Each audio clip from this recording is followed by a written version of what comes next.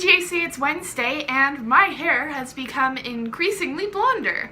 This will be the lightest I'm going as of right now, and I think it looks pretty good. So people in comments, if you don't think it looks good, I don't care. I like it. Also recently, it's been pretty stressful for me in school.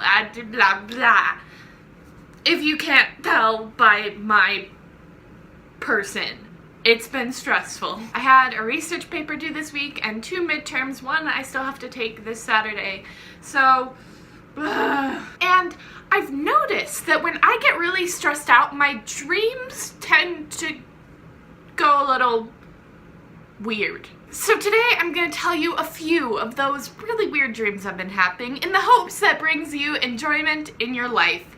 This one was just a weird roller coaster that I was just going on for a really long time. So it started out with me babysitting, and I was babysitting my little sister who's 15 and can clearly take care of herself, and some other random kids. And there was this raptor slash snake slash dragon thing that would try and eat your hands if you had scotch tape on them. Like little pieces of scotch tape, if they were on your hands or your body or anything, this creature thing did not like it, and he would eat the little pieces of tape off of you. He wouldn't eat you! He would eat the pieces of tape. But me, in my dream, I was like, nope. So anytime I saw him, even though I knew I had no scotch tape on me, I ran to the back room of the house where like some of the kids I was babysitting were, and left the other kids I was babysitting in the front room and was like, sorry guys, like, y'all are just gonna do this. And then I like walked out of the house that I was in where I was babysitting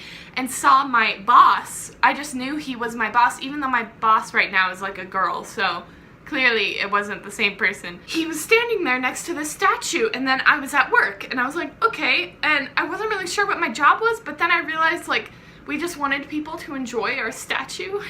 So we were just standing there watching as people walked by and just hoping they liked the statue. And then I decided, you know what, this job ain't for me. So I go out and buy a statue for myself and plant it like 10 feet from my boss's statue. And then I'm like in a new business and I'm like, this is my statue now. And my boss starts bad-mouthing me. He's like, your statue isn't gonna be as popular as mine. People are gonna like mine more.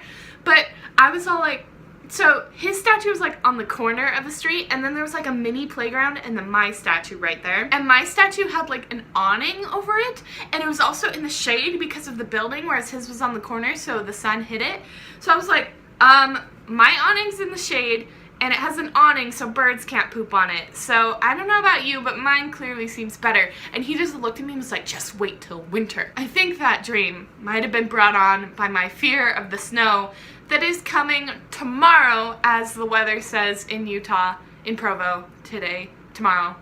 So, and my last dream I want to tell you about was from today's nap I took this morning. I had a dream that there was this portal kind of thing, kind of like in the wall. It wasn't here. I don't know where I was in a house. And if you went into the portal, you were like transported into outer space basically, but it was like nothingness. It wasn't outer space because you didn't die. You just were in nothing, and you couldn't swim your way back to the portal. Like you were just gone in nothingness. Well, I had a dream that I like went out through this portal, and I was like, well, I'm in nothingness now. But then all of a sudden a random portal just appeared out of nowhere, like a little like small red circle. So I opened it up more and then was able to go through that portal, and I found myself in an art gallery for this one girl artist.